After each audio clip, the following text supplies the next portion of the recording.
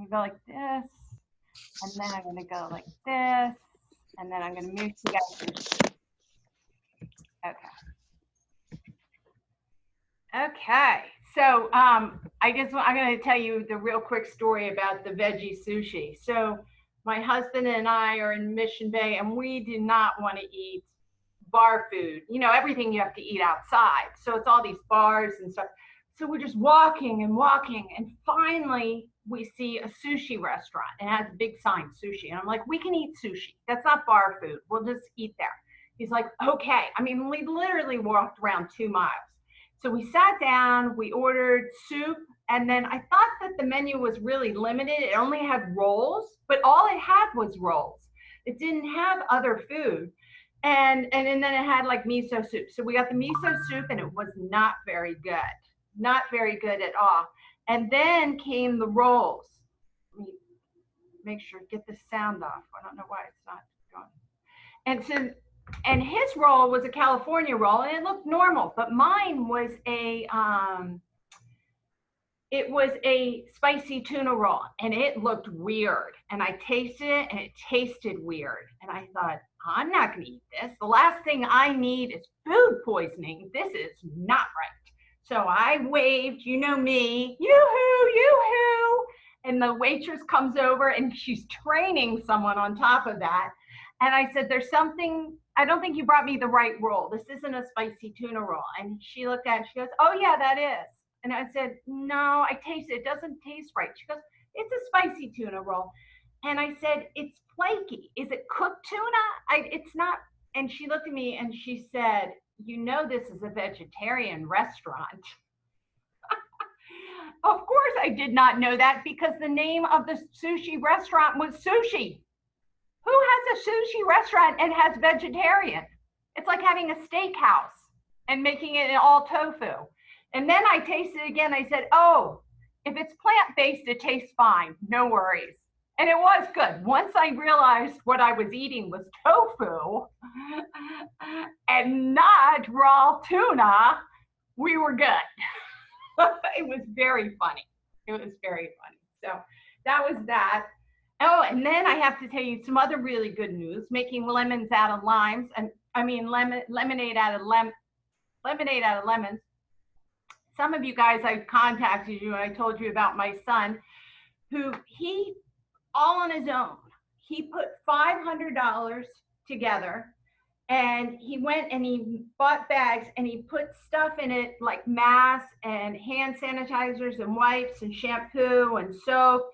And he made 50 bags, $10 a piece, all out of, he's unemployed, but he used his savings. And then he went to the homeless and handed it out. And it felt so good. And he told some of his friends he did it, that they said, you should start a GoFundMe so you can do it again. Because he doesn't have any more money to do this. And so he said, okay. So he started GoFundMe about a week ago. And so $10 was for one bag. You get 1 week. You ready for this, guys? $1,500 he's raised to help the homeless. And it's so cool, because a lot of people are giving $10 or $20. You know, some people have given more than that, but he's gotten a lot of his friends, other 20-year-olds to give. And now he has a team of volunteers that are going to help put the bags together, because now he can do 150 bags. And then they're going to go out, and he's going to hand them all out on September 26th. So, see, he was feeling depressed. And like she says in these books, when you feel depressed and you don't know what to do, then what we want to do, and also Mother Teresa said, you love more, not less. And you want to, a lot of times when we feel bad, we want to think that we're the only one. And it's the way the brain is. It's not just me or Amelia or Trudy who feel this way. It's how the human brain does. You go into, I need to survive. And the I and the ego takes over when you're feeling bad. And you're thinking, but when you can get out of yourself, which is what my son did, and he started to help other people, you let go of that ego and that I. And what happens is your heart opens up and you feel better. You feel better when your heart opens up. You always feel better when your heart opens up, which is such a great leeway for us to go into chapter 5 of our book, which is opening the heart. And this is what she writes about, how the heart opens up. And this is exactly, it's just incredible how the synchronicity, because I think with 2020, every single person in this group, but every single person in the world has suffered in ways they never knew that they could see suffering, for themselves, for their children, for their loved ones, for their neighbors, for people around the world. So I'm just going to go. I want Namira just to know that I will be calling on you today to do some reading, giving you a heads up, girlfriend, with that beautiful accent. Not yet, but we're getting, I just want to give you a heads up. Okay, on page 140, she's talking about this because this is really, how do you open up your heart? And she says at the very top, she's talking about a lady whose heart opened up and she was through suffering. One day, simply known that all suffering was like her suffering and all joy was like her joy. From this has come an enduring interchange, a kindredness that is almost involuntary. When we start realizing that other people have suffered and grieved as we have suffered and grieved, or had physical pain. Just earlier, Jean was talking to Trudy about her knee replacement and the pain and how well she's healing. And then Jean's son-in-law had it too. Similar things. We think sometimes no one understands, but the truth is we all have had something that is physical or emotional or suffering and pain. She writes on, perhaps the heart is not just a sort of Valentine, more than a way of loving. The heart may be a way of experiencing life, the capacity to know fundamental connections to others and see them whole.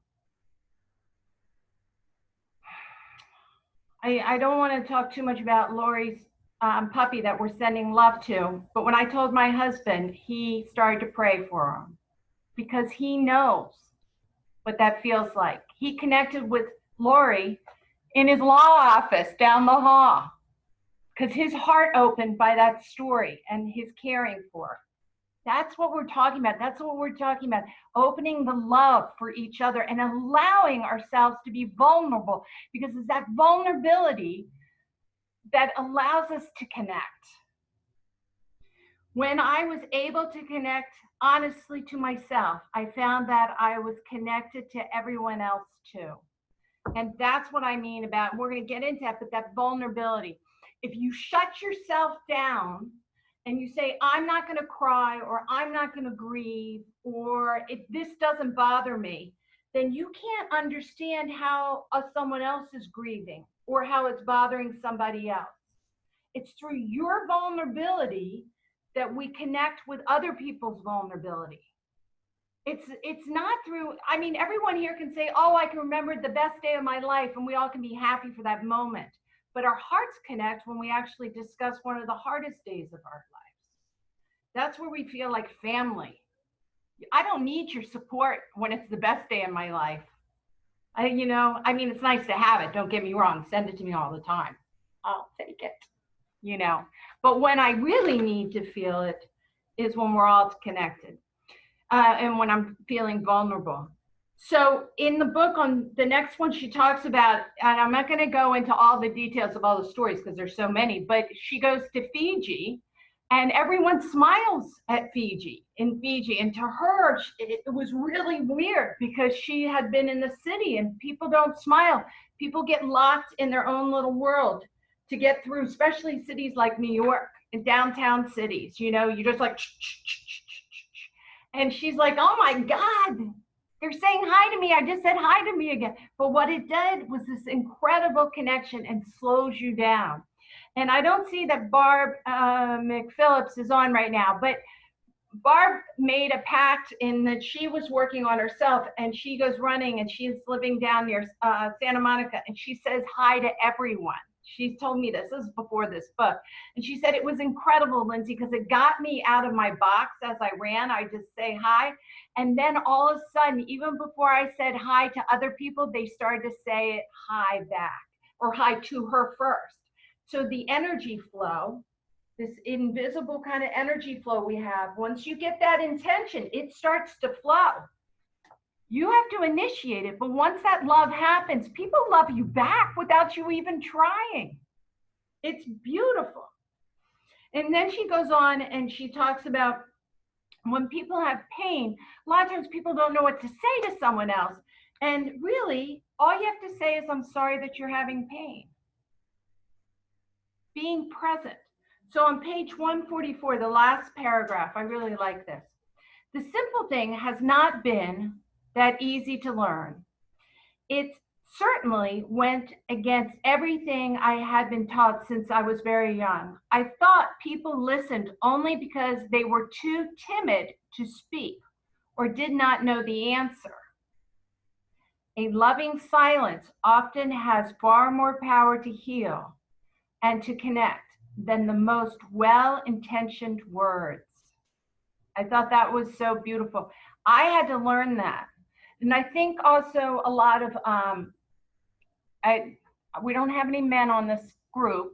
It'd be fine if we did, but I think a lot of men need to learn that even more than women, because if you tell a man, and I'm generalizing, I'm not saying everyone, but often if you tell a man a problem, then they think you're asking them to have a solution.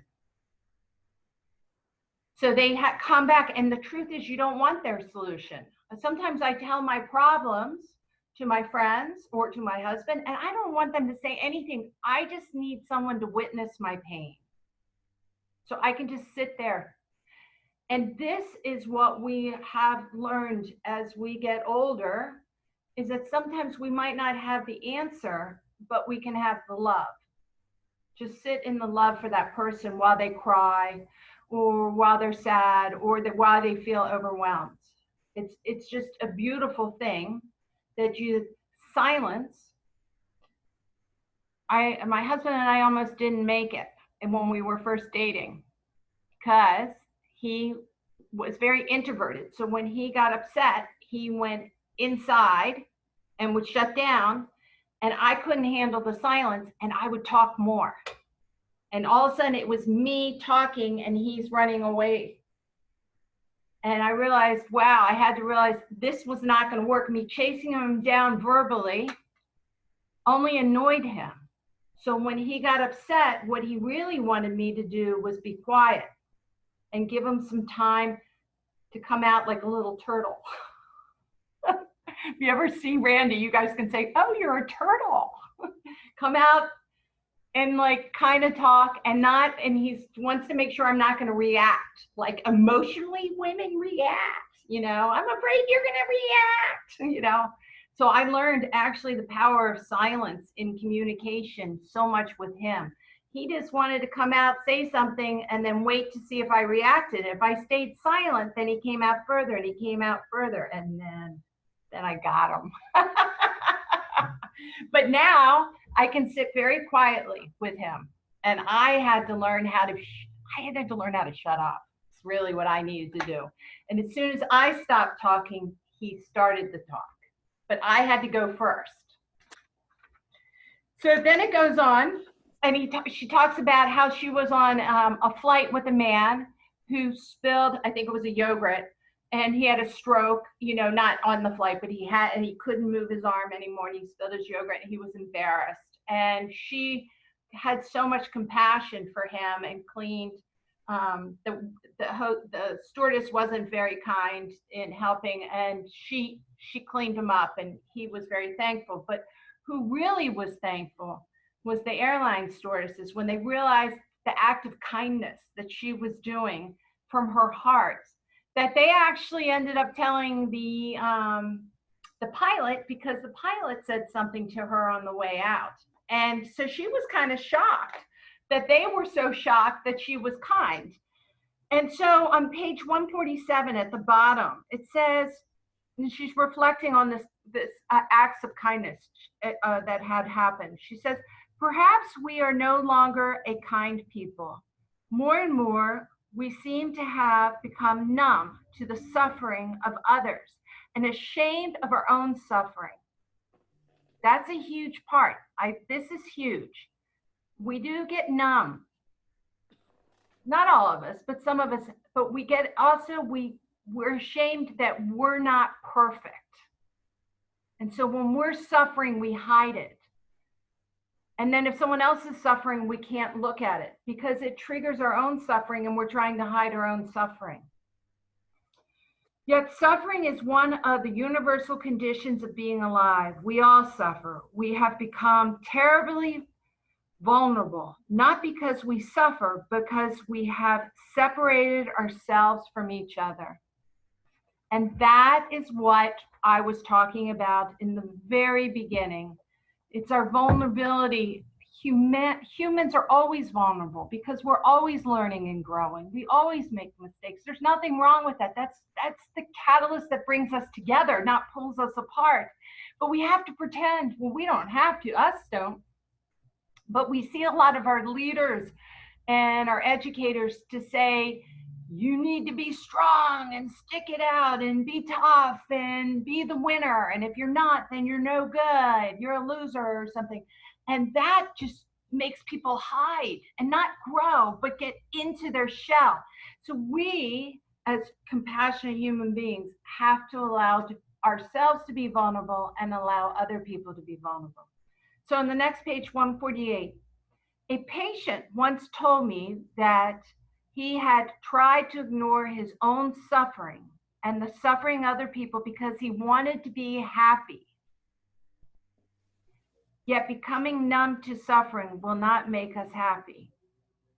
The part in us that feels suffering is the same part that feels joy. If you can't cry, you can't laugh. You know, numbness is the middle. You don't get that. A lot of times when people have passed away or people have moved or a divorce has happened or something, and I'm working with people and they're crying and they're like, I don't want to cry. This is so bad. I said, oh no, these are tears of joy. These are tears of love.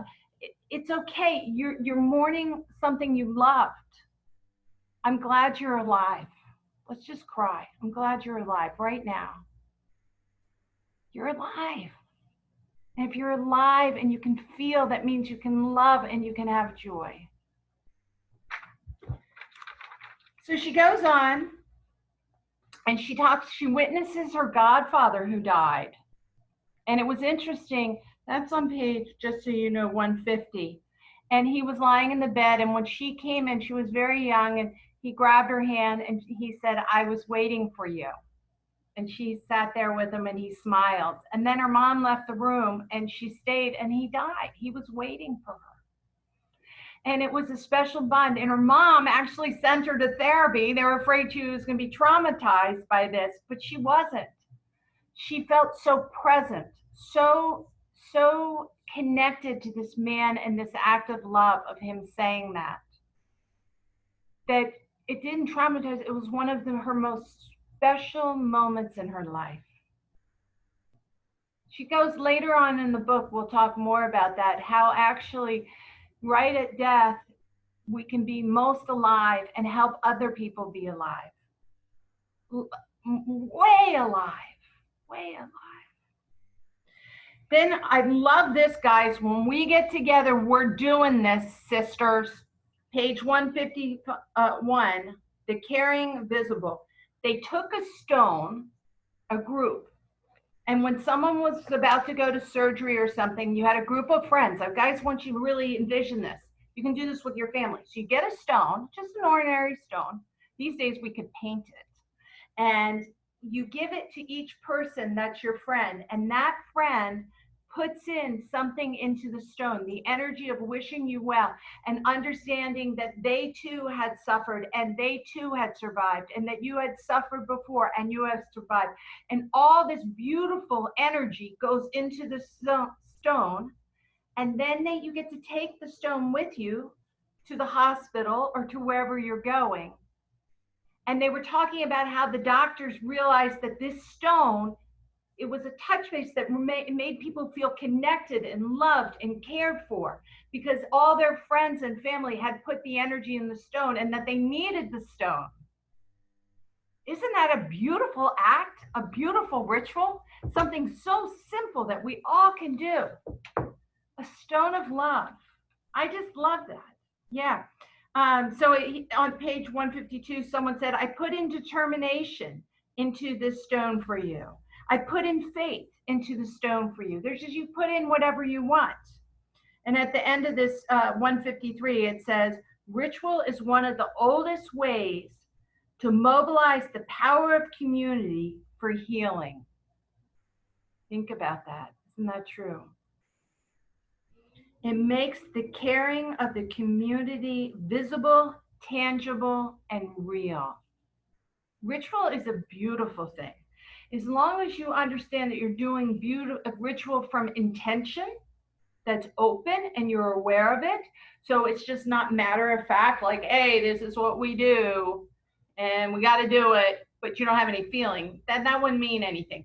But ritual where we like light the menorah, ritual where you say that and it brings the family, the collecting of lighting the lights, you know, or when I was a kid, we would go to 12 o'clock service before Christmas, and that was a ritual, but it was beautiful. And the love I felt with my parents was so, even though I didn't feel very Christian, I felt immense community and love in this ritual that I did with all my Christian family. It was beautiful. It was something I'll never forget. So it's important, but remember it's intention, because intention means that you're in the present moment doing the ritual.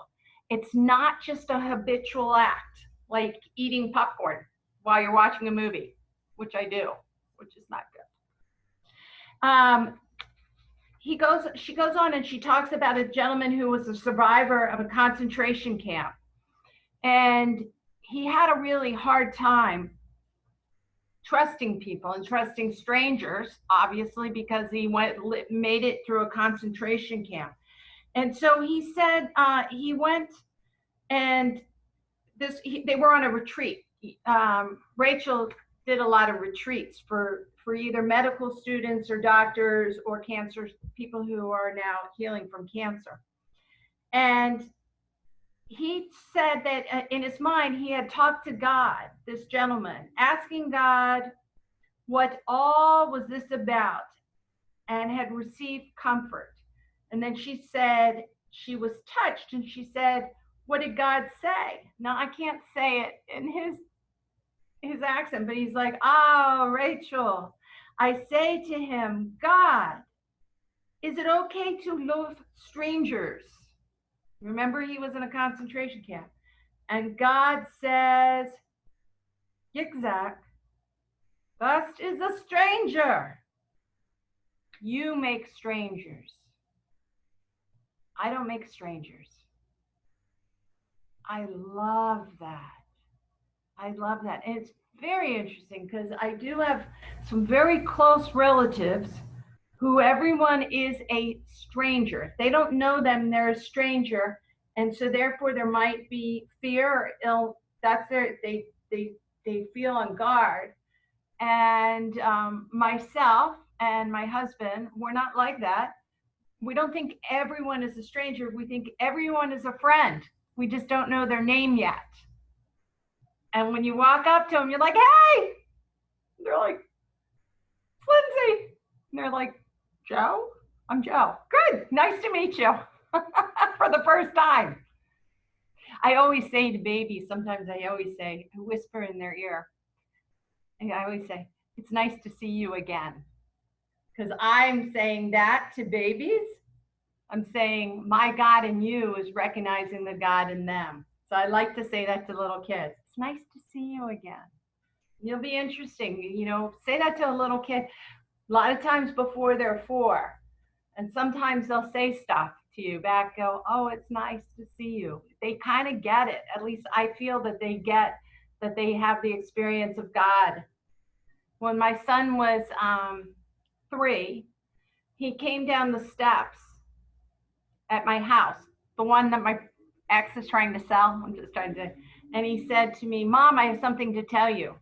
And I said, yes, leaned into him. I said, what? It's morning breakfast time. He said, I want you to know that God was sitting next to me when I chose you as my mom before I was born. How do you like that? If he's now like this, I'm an atheist. The boy will get out of that. He'll remember, but he remembered. I actually, just a side note, I saw some stuff about reincarnation, and I don't know how anyone else feels about it, but they were doing studies on it, and they were saying kids before 4 remember a lot of times, especially in Eastern cultures that allow people to talk about that stuff. And it gets dismissed quite often in Western cultures because it's not something people believe. So they always say, oh, that's you're talking about your fantasy thing.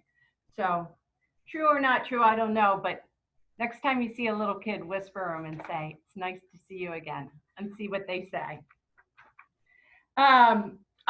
Then she goes on and she talks about, I just want to put this up, that this man went hiking all the time with his son. And he realized he can remember all the hikes that he went with his son, but he didn't remember the conversations. That really hit me. This one, it was rather short, 157, really short, but it really hit me because she said that's parallel play. You do that when you're a little kid. You don't know how to be connected, so you play in the sandbox and you both play in your own hole, or you make your own thing. And you can say, oh, I like yours and I like yours, and let's go to this corner, but you're parallel playing. And some people get stuck in parallel playing, And in my first marriage, it was like that. We were parallel parenting. We weren't off the chart. We were kind of on the same page, but we didn't do it together. The intention wasn't together. The emotion wasn't together. We didn't share. Our energy didn't collectively make something greater. It was kind of separate moving forward. So it's interesting. I'd like to think about that with some relationships or some people, are they parallel living with you? Or are they actually having that vulnerability and leaning into it and sharing, at that deeper level? All right, we're up to Namira to read me a section, if you don't mind, girlfriend, on page 161. We're talking about meaning and the effects of meaning, and she has this wonderful stonecutter story. And I wanted Namira to read it in her accent. One reason why is because I've been watching some of her videos, and she repeats the stonecutter stories in a lot of her videos. So this is very important to Rachel because she brings it to a lot of her classes. Would you mind reading that paragraph? A great Italian psychiatrist. Sure. Thank you so much. A great Italian psychiatrist, Roberto Assagioli, wrote a parable about interviewing 3 stonecutters building a cathedral in the 14th century. The effect of their sense of personal meaning on their experience of their work is the same as the effect meaning has for us today. When he asks the first stonecutter what he is doing, the man replies with bitterness that he is cutting stones into blocks, a foot by 3/4 of a foot. With frustration, he describes a life in which he has done this over and over and will continue to do it until he dies. The second stonecutter is also cutting stones into blocks, a foot by 3/4 of a foot, but he replies in a somewhat different way. With warmth, he tells the interviewer that he is earning a living for his beloved family. Through this work, his children have clothes and food to grow strong. He and his wife have a home which they have filled with love. But it is the third man whose response gives us pause. In a joyous voice, he tells us of the privilege of participating in the building of this great cathedral, so strong that it will stand as a holy lighthouse for 1,000 years. Isn't that beautiful? Mm. That's it. Do we wake up today, put the dishes in the dishwasher, go to the grocery store, go through the day? The facts. Do we wake up today and celebrate that we have this opportunity, share and care, even when we're putting the dishes in the dishwasher, or making the food for our husbands or our children or our friends? Do we, or feeding our puppy dogs? We have this opportunity to help healing. And then the next level, do we wake up today and have that, but also know that we're the beacon of light, that we help shine no matter where we go, no matter who we talk to. We're not doing it for our kids or anything. We're doing it because we are good and connected to our Holy Spirit, our Buddha nature, our life consciousness, that we are bringing positive energy in this world. Even if we do not see anyone today, you do not see anyone today. If you're holding the light, that energy goes out there. The light goes out there. You can't tell a candle to just be light in one direction. It shines. Even behind itself, it shines. And when we are that, then we are not only helping our puppies and our families and ourselves, but we're helping changing the collective consciousness of the world. That's pretty powerful, right? Even if we don't talk to anyone that day, we still shine. That energy is much greater than our human experience. Pretty cool, huh? All right, so I'm going to, the one thing I want to say is she talks a little bit, one thing I want to say is I get little nuggets from some of the articles the stories, and she's not necessarily meaning them to be nuggets, but I realize I like to see her because she's a therapist or a life coach or whatever you want to call her. And so she gets people to talk about their dreams. But she, on page 165, she's talking about that she gets a man to talk about her daydreams. And I thought that was very interesting. What do you dream about even when you're awake? Where does your brain go to? It says a lot, because sometimes your unconscious mind is trying to come out, and sometimes you sit back and you just start thinking about something. And then that's a daydream. And so then, like you analyze your dreams, you become the observer of your dreams to understand your unconscious mind and where you're working on yourself. You can also see where you're daydreaming. That too says a lot on where your unconscious mind is leading you. And is that where you want to be? So I just want to bring out that note on that one. On page, this is how she ends this section, 160, the opening your heart section, 166. And she says, I often ask patients where the love that has sustained them has come from. For one man, the child of an abusive and alcoholic family, it was his dog. I want you to know that somewhere when your heart is open, even if you come from an abusive family or an orphanage somewhere, someone has taught you to have that light and recognize that. And that person might not be with you, or that animal might not be with you at that period of time, but they affected you. My husband talks about, he had a father that was very absent, but he had a man who was a pool guy who hired him when he was 12. And he went and cleaned pools all summer long for 5 summers. He opened his heart as a man. This pool guy who took him on to clean pools was that person. That's beautiful. It doesn't have to be your mom or your dad. Somebody is showing you love even when life is difficult. Recognize that person, embrace that feeling, honor that, and have great gratitude. Because a lot of people didn't have luck. My son warms my heart. I just saw my son, who's Denison in San Diego, and he said to me, Mom, he's 23 now. He goes, Mom, he goes, it's gonna make me want to cry. He goes, you know, as I get older, I talk to people and I realize how hard their relationships are with their parents and how difficult some parents have been. And now I realized, and I'm so grateful, how much you and dad supported me and have always loved me. I didn't realize it because he had nothing to compare it against. Dream. I wish I had tape recorder. Okay, you guys have to remind me that when I'm saying something bad. All right, chapter 6, embracing life.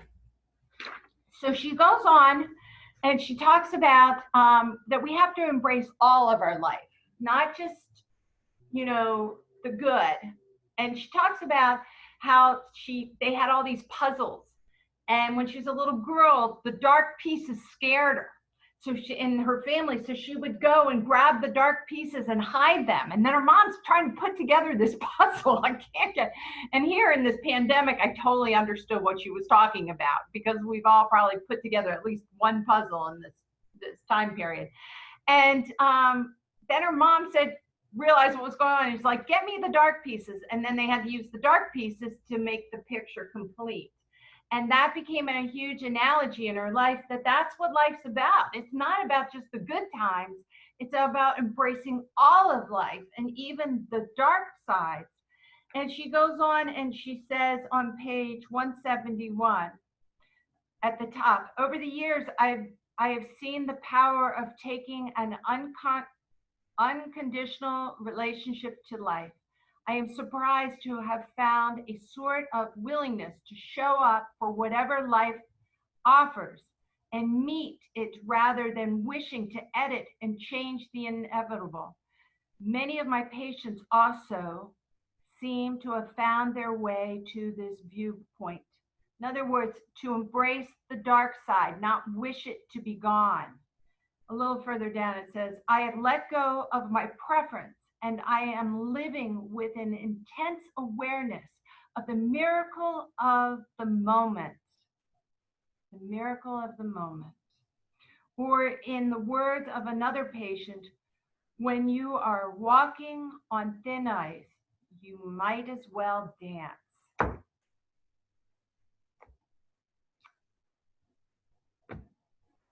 Yay. So I might have corona. I'm not going to freak out. I'm going to go get tested. It's not going to be the end of my world. And I didn't have it. But some people, let me tell you, I had a lot of compassion because some people get the test back and it's positive. And my heart goes out to them, every single one of them. And I have lots of friends who've had it and family members. So then she goes on and she talks about joy. And this is the middle of the next paragraph. It's just such a strong opening to this section. Joy seems to be part of an unconditional wish to live, not holding back because life may not meet our preferences and expectations. We all understand that statement. Joy seems to be a function of willingness to accept the whole and to show up to meet wherever with whatever is there. Acceptance. Wow, this is the most beautiful page. It has a kind of invincibility that attachment to any particular outcome would deny us, rather than the warrior who fights towards a specific outcome and therefore is haunted by the specter of failure and disappointment. It is the lovers drunk with the opportunity to love despite the possibility of loss, the player for whom playing has become more important than winning or losing. Let's read that 10 times and let it sink in. I would rather love you all and lose you than never love you at all.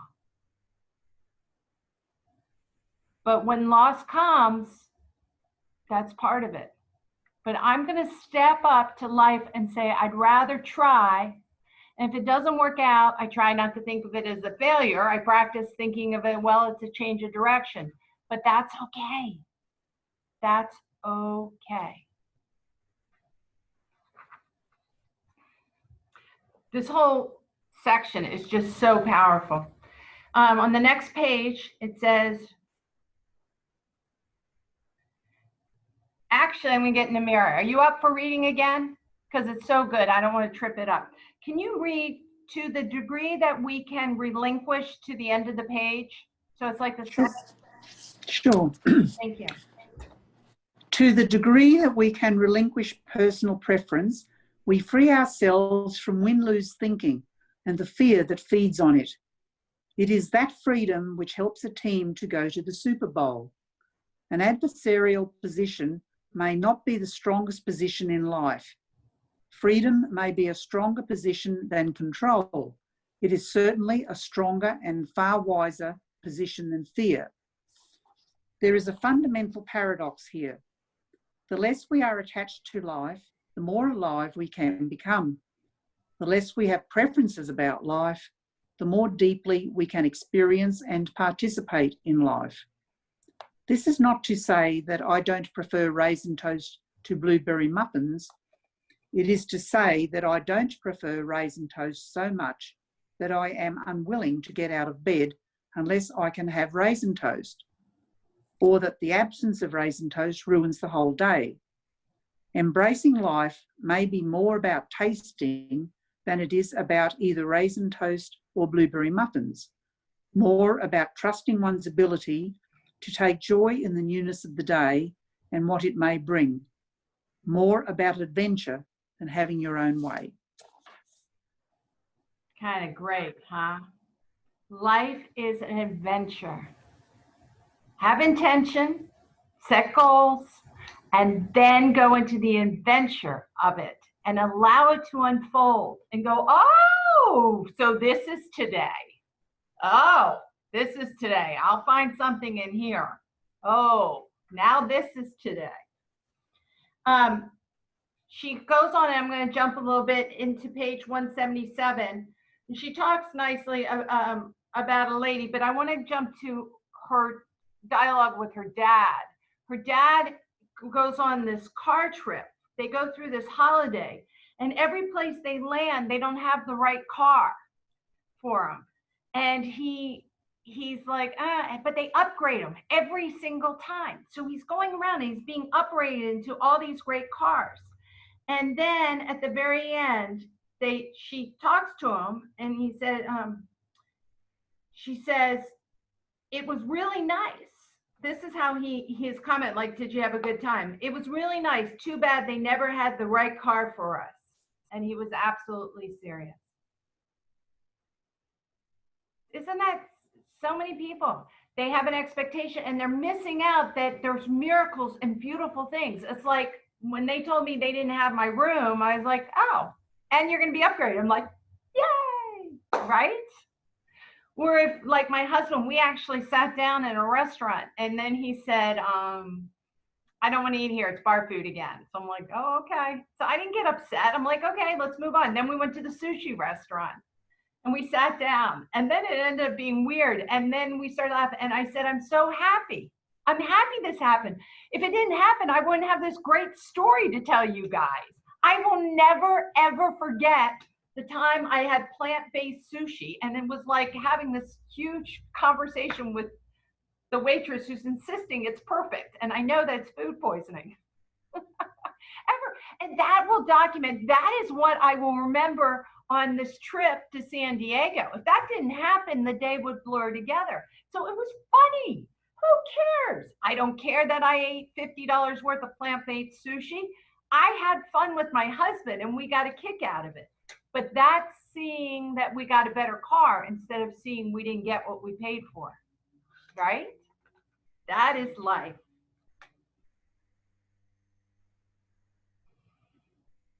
On page 179 at the very end, she says, life is only for the, she's talking about a sign on the wall. And it said, it used to say, life is only for the well. Now it says, anything worth doing is worth doing half-ass. And I understand, she's not saying you don't try, but she's saying you go ahead and do it anyway. So you're not good at it. You don't know how to dance. Try anyway. Whatever. You know, so you can't run a marathon. Who cares? Run around the block. Show up. Show up. That's what she's talking about. So you're going to be the worst on the team. Doesn't matter. Show up and have fun. That's what she's talking about, is showing up to life in that. I thought that was really good. I'm going to jump to page 184, and I love this because this was about dogs, and you know how much I love my dogs. And this lady had this dog that she loved so much. She was so connected to the dog. And then the dog passed, and he grew old and passed. And it was she said, I could never have a dog again. And then later on, then she realized, she said at the very end, when she had dogs, there were two kinds of dogs. Her dog and others' dogs, which is true for me. My dog, my children, my dog, you know, kind of thing. Now it seems all dogs are her dogs. She loves them. So I kind of want to get there. I want to have my dog and love all dogs. But it's all in your head. It's the human nature. What I have is best, and this is special, and you put all your energy. But the truth is, it's all special. They're all wonderful. They're all our babies. Dogs, children, people, homeless, Democrats, independents, Republicans. They're all our babies, girlfriends. We're not going to reject any of them. You know, we don't have to agree. We don't say they're all pretty, but we can love them all anyway. That's where we want to get to. That's where we want to get to. And then she talks about how she learned very much that at every ending, there's a new beginning. And that's a hard part, because a lot of times when you're young, after my first boyfriend and we broke up, I remember hyperventilating, almost throwing up, because I thought, I'm 18 years old and crying my eyes out. And I thought, I'm never going to get married. I remember crying, running out of my face and looking at my mom going, no one's ever going to marry me. I'm never going to have it. It's all over. But that's all I knew. That ending, I had never had an end of a relationship and a new relationship. I only had love, and then it was gone. And so, but now with age, you realize that everything is that infinity, the infinity, the eight on its side, the beginning and the end, the beginning and the end. And that when you lose something, you can mourn, but face it with curiosity instead of fear. Oh. Face it with curiosity instead of fear. On page 188, she talks about how this person who was perfect looking, she was like so perfect, and everything was perfect about her. And she ended up having cancer, and then they hadn't seen each other. And then she heard her on the street, and she turned around and didn't recognize her. And the lady said to her, and this is on page 189, last sentence, I'm growing old. Who would think that someone like me could be so grateful to have wrinkles? If you face death and you survive, then you'll be happy every single wrinkle. So I like to say, and a lot of like Thich Nhat Hanh and a lot of Buddhist teachers will talk about we die every night and are reborn every morning. And if we think about it that way, we think how grateful we are that we had the opportunity to wake up, even with this chin falling and the gray hair, which I do die, and the wrinkles, and all the rest of it. I get to be 53. Some of you guys out there get to be 75, 65, 85, whatever. Congratulations. You made it another year around the sun. Let's say yes. I feel sad when people say, I don't want to have my birthday. I'm like, you don't want to have your birthday? I don't want to get older. Then what do you want to be, Marilyn Monroe? Marilyn Monroe is infinitely young because she died when she was young. She overdosed and died. She died young, so she's stuck in her memory young. No, I want people to think back and be like, Lindsay was the sweetest old lady, because that means I got to live, right? All right, just a little bit more. She goes in and really talks about on page 192, it's something that I think you all should read a lot about, but about attachment and commitment. And there's a big difference she talks about. On the bottom of that page, she writes, attachment is reflex, automatic response, which often may not reflect our deepest good. Attached, I want this, I need it right now. Attached to an idea, attached to a belief system, attached to an age, okay?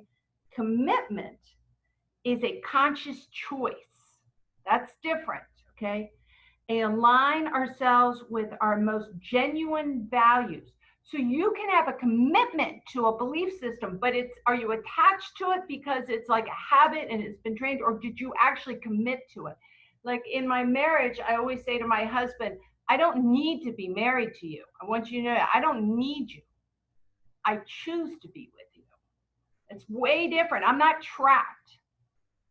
I choose to have this relationship. I choose to be here with you guys. I choose to have my friends. You guys, I'm not needy.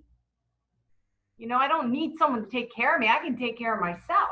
I choose your love. I choose to be with you. I commit to that. That's exciting. That's exciting. So commitment is a conscious choice to align ourselves with our most genuine values and our sense of purpose. Survival is survival in a setting of life-threatening illness may involve the willingness to let go of everything but life itself.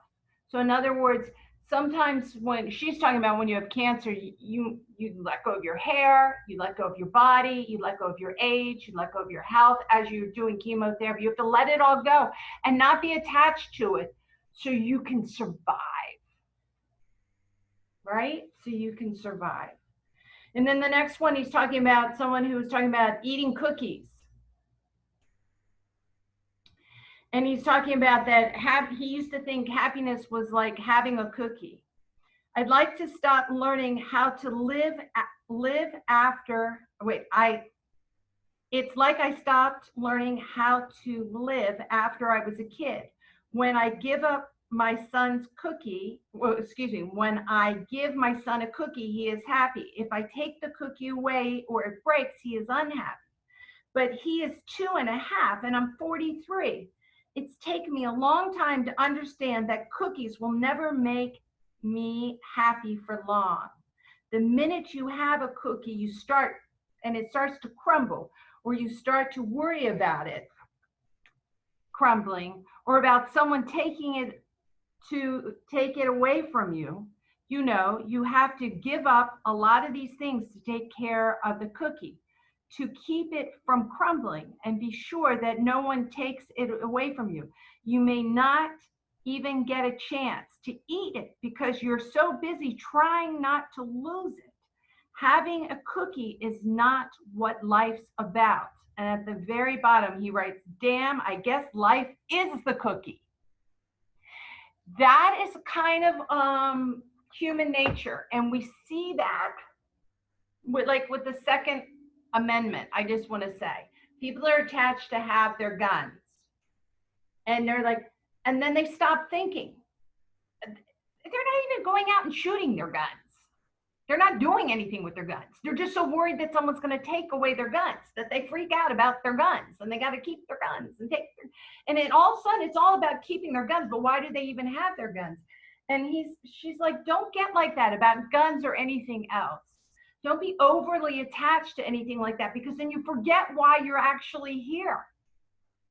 You know, what is life about? It's not about worrying about the cookie or the gun. It's about showing up and being present. Being present in the moment. Being present in the moment. Okay, good. I think we're, let me just see.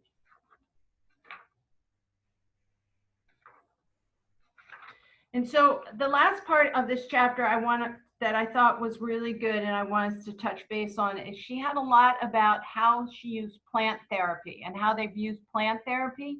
And she talked about how some doctors, they gave their patients plants and that they had to go and take care of their plants because see, they couldn't even take care of themselves. But you have to be in the present. So when you're taking care of a plant, you think, is it too wet? Is it too dry? Does it have sun? Doesn't have sun? And they could see. And if you can't take care of a plant and be in the present moment to concentrate on a plant, how in the world are you going to take care of you? Right? If you can't show up in the present moment. So when they had these healthy plants and they gave them to the patients and then they went home and tended the plants, and as they became present and learned how to be in the present moment, which in other words, be mindful with the plant, they're practicing mindfulness, and then they could come and be mindful with themselves. And at the very end, I really like on page 214, she says, the way in which we go to the grocery store may tell us everything about the way in which we live a life. Just that one sentence is so profound.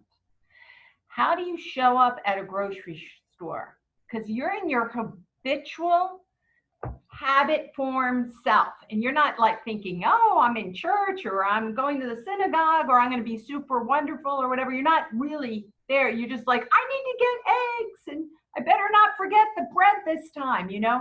How do you show up? Or can you be present in a grocery store? Can you be happy when someone cuts you off? Can you not be attached when this time they don't have the chocolate chip ice cream? It's all sold out, and so is the toilet paper. Do you go, poor me? Or do you go, I hope someone else is enjoying it? See how you show up to the grocery store, and it will show you the habits and your processing at a real fundamental level. And then if you show up in a way you don't like and you go, they don't have the ice cream, that's okay. Then you say, this is what Lindsay was saying. I'm attached to the ice cream. I'm going to be so happy that everyone else likes the same kind of ice cream I do, and I hope they enjoy it. And see if you can bring this mindful presence into the grocery store. I just really believe that. The next sentence, she said, the way we tend the life force in a plant may be the way we tend our own life force. We are exquisitely coherent. Healing requires a certain willingness to hear and respond to life's needs. Listen to yourself. What do you need? And when you find out what you need, be vulnerable and share it and know that we care. That we care. Okay, so that's our section. We made it all the way, and then we have 2 more sections for next week. And we're going to do a meditation, no worries. I just want to also say, so next week is our last week of the book club. And then on Wednesday, we're going to start at 11 a.m. the world religion class. And I want you to know it's going to be very Lindsay-ness, meaning that I'm going to show how things all intertwine. And we're going to learn about Hinduism. first, and then Jainism, even though it's not in the book, because Jainism is where nonviolence, this whole concept of being nonviolent comes from. That's a huge part of the awakening of our consciousness in the world collectiveness through Martin Luther King and Gandhi. And then we'll go into Buddhism, and we're going to see how they all actually run together. And you can see how some of these thoughts now are coming into our world in the American culture. So that's Wednesday at 11. Right now I have 7 people signed up, and it will be Zooming. And then The Way of the Bodhisattva is the text from 700 years ago that was written, and I have that in PDF form. I can send that to you. And I have that, The Way of the Bodhisattva is how to become a compassionate, like Buddha natured person. It's teaching us how to get there. And it's fun to see what someone wrote 700 years ago. And I have 11 o'clock class on Zoom. And then I have a class actually at my home with social distancing on Thursday. And I have a lot of people who signed up for that. So tell me which ones you guys want to be on. If you want to have some more of these wonderful connections. A lot of you guys that are on this right now will be in these classes. So we'll still see each other. Yeah, so I'm already on both of them for Zoom. Yes, I have you down, Barb. Yeah. So I want us to do right now a meditation, and we might end up being about 5 minutes late. We're at 4:00. I got 6 minutes, but I'm going to just let us go a few minutes, just a few minutes over. And one thing that I've been learning a lot about, and I'm trying to see where some of these thoughts that have come into our culture in present day, where they have come from. And that's, like I said, in the classes, the world religion classes and things. And the highest quality in Hinduism is compassion. I was just watching this professor, at least this is what the professor said, is compassion. And why is because they feel that everything is made from the same life force. So compassion is the understanding, it's not just pity. Compassion is understanding that your pain is my pain, and or your love is my love, and my love is your love. And so this is the compassionate heart. And so the goal in Hinduism was, which was 4,000 years ago, it's the oldest religion that's still alive now. It's not the oldest religion in the world, but it's the oldest living religion right now. It started 4,000 years ago. And then they say love, generosity, kindness all go under compassion. If you're compassionate, you'll show love. If you're compassionate, you'll show kindness. If you're compassionate, you'll have more self-awareness and awareness of the collective thing. And I thought that was so interesting, because compassion tends to be the word that is like a catchword, like mindfulness, that people realize we need compassion around the world. Compassion for Mother Earth, compassion for our animals, compassion for people in Mississippi. Oh my gosh, these people in Louisiana. Compassion for people in Oregon. Compassion, it's this, we're going to be a better world if we're more compassionate.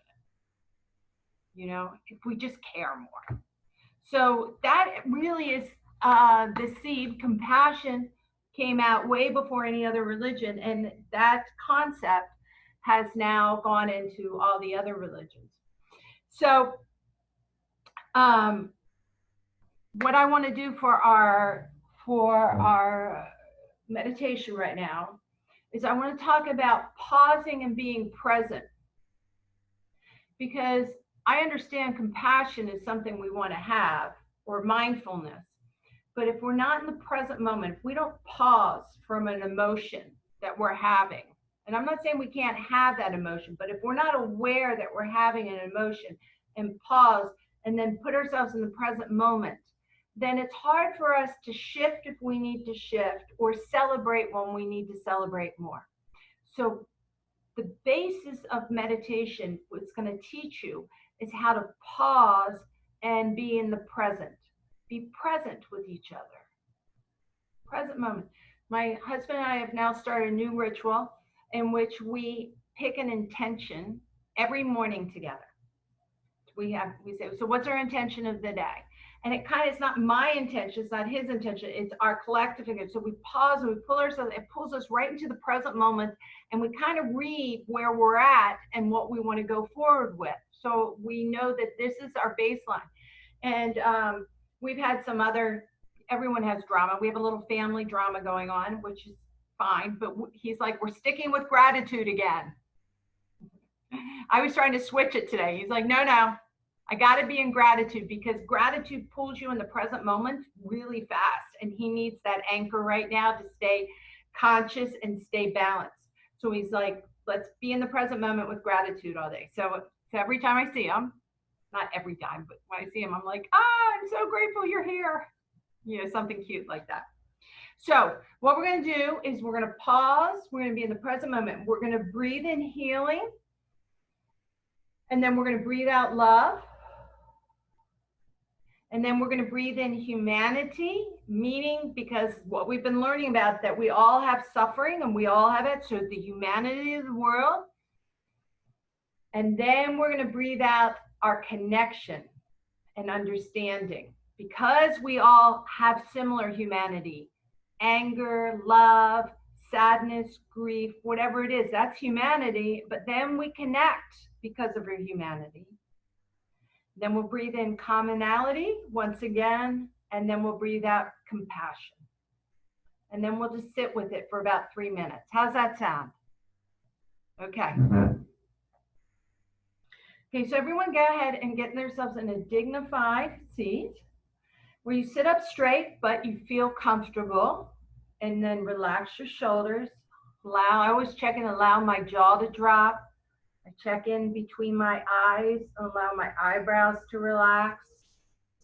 I allow my hands to open up. I can just feel my body relaxing, and that's my intention, to relax. So we're taking a pause and we're breathing in, pause. Now we're breathing out, feeling the present moment in our body. Breathe in. And then we're taking this pause. We're actually saying to ourselves, pause. And then we're breathing out that present moment, just being here right now, feeling yourself connected to the chair. This time, one more time, breathe in and then pause. We're teaching ourselves how to have a pause. And now breathe out our present moment and allow our shoulders to drop again and feel comfortable with our breathing. We're going to do 3 breaths of healing in and breathing out love. So let's breathe in healing. This is healing towards ourselves. And then breathe out love to everyone. Breathe in healing to ourselves. Allow it to permeate through your whole body. And breathe out universal love, and kind of feel that love almost just coming right out of your heart, out to that world.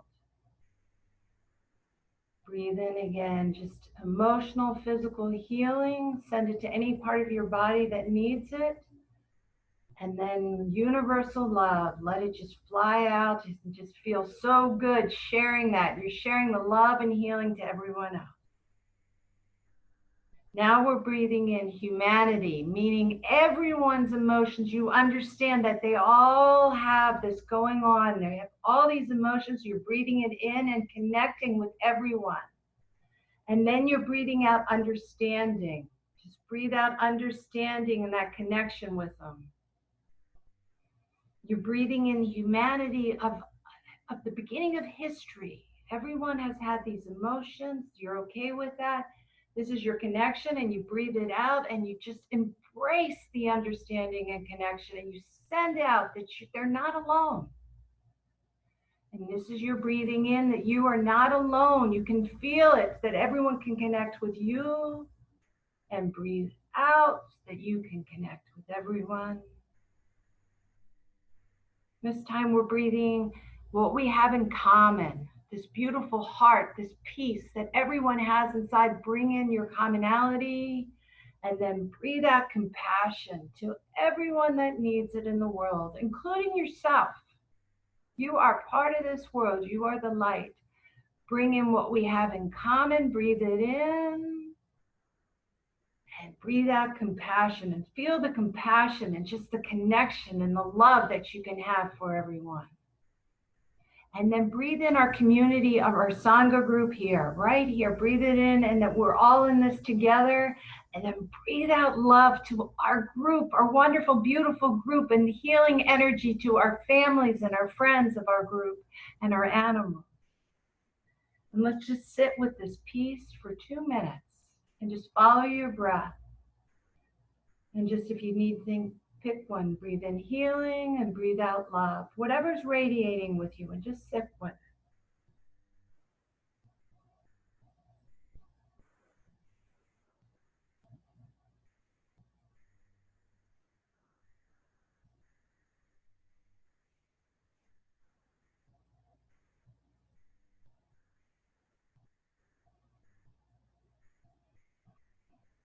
Feel the love. Feel it from each other. Just breathe it in and breathe it out.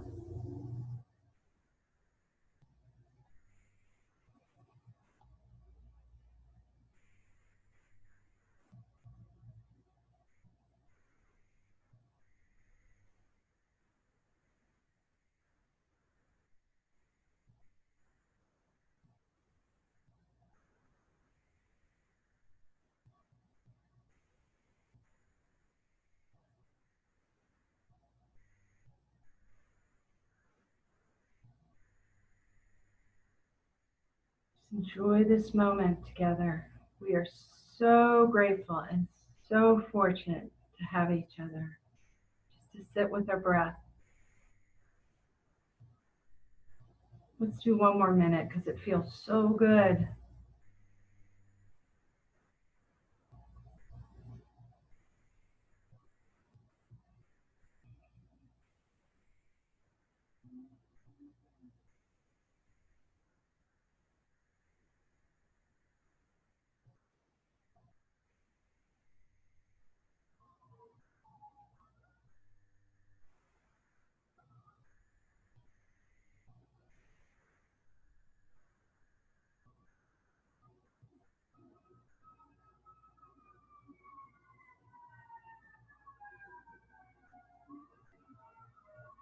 Send blessings to anyone that needs them. Friends, family, people we don't know, people in a hurricane, people in fires, people that don't have enough food, our animals, nature.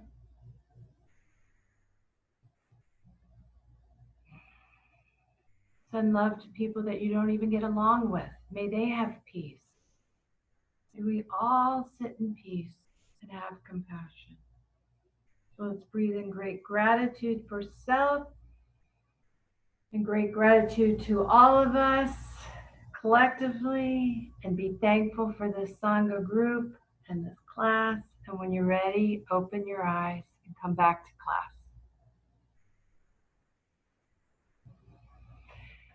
It's a good class, guys, and I love you. I love you. And just know that we're going to do, when we start the world religion one and also Bodhisattva one, the classes are both an hour and a half long. And we are going to do meditations in them because this is good stuff, right? Tis. Good stuff. I want to thank you. Thank you. And shout out to Lori. If you need me to pick something up on the way home, I have to drive by any store. You're okay? Okay. Thanks, Lindsay. Thank you. Thank you. Text me if you're going to be in any of the classes coming up. Some of you guys I know. I have lots of people, but if you haven't told me, some people, Pauline, I haven't heard, and Robbie, I don't know if you want to be in any. I can't right now. I'm in the process of trying to move. That's okay. You can always pop in. You text me which ones you'd like to be in. I have. Okay, thank you. And whatever ones works for anyone. Sandy, welcome to our new friend Sandy, who's been here. Yay! It's been great having her. So, and tell other people and other friends that they can join us. And it's all on centered